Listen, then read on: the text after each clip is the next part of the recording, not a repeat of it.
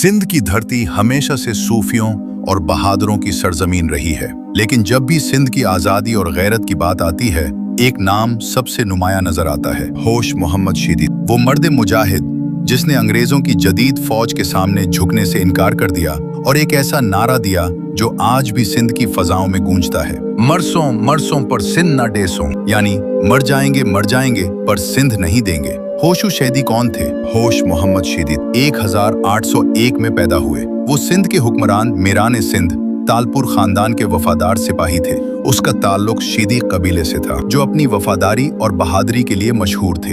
होशो सिर्फ एक सिपाही नहीं थे, बल्कि वो सिंध की मिट्टी के सच्चे आशिक थे, जिनकी रगों में हुब्बुल वतनी का खून दौड़ता था। अंग्रेजों की आमद और दगाबाजी।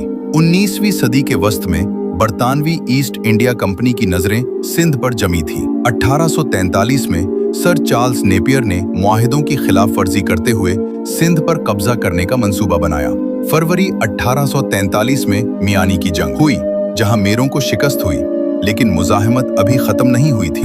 24 मार्च 1843 का दिन हैदराबाद के करीब दूबे के मैदान में सिंधी फौज और अंग्रेजों का आमना सामना हुआ। एक तरफ अंग्रेजों की जदीद तोपें और बंदूकें थीं और दूसरी तरफ होशो शेदी और उनके साथी, जिनके पास सिर्फ तलवारें और अटल ईमान था। जब अपनों की गद्दारी और हालात की वजह से सिंधी फौज के कदम उखड़ने लगे तो होशो शेदी ने पीछे हटने से इनकार कर दिया। उन्होंने अपनी तलवार लहराई और वो तारीखी नारा लगाया जिसने थके हुए सिपाहियों में नई रूह फूंक दी। उसने जोर से नारा लगाया, मरसों मरसों पर सिंध ना डेसों। होशो शेदी आखिरी सांस तक लड़े। कहा जाता है कि उनका जिस्म गोलियों से छलनी हो चुका था, लेकिन उनके हाथ से तलवार नहीं गिरी। वो शहीद तो हो गए, लेकिन उन्होंने अंग्रेजों को ये पैगाम दे दिया कि सिंध के बेटे अपनी जमीन का सौदा नहीं करते। हैरत की बात यह है कि उनकी बहादुरी देखकर दुश्मन कमांडर सर चार्ल्स नेपियर भी दंग रह गया और उसने होशो शेदी को पूरे फौजी एजाज के साथ हैदराबाद के किले में दफन करवाया। आज होशो शेदी का नाम सिर्फ एक नाम नहीं, बल्कि मुजाहिमत की एक अलामत है। उनका नारा मरसों मरसों पर सिंध ना डेसों आज भी हर उस शख्स के लिए मशअल राह है जो अपनी धरती और हुकूक के लिए लड़ता है।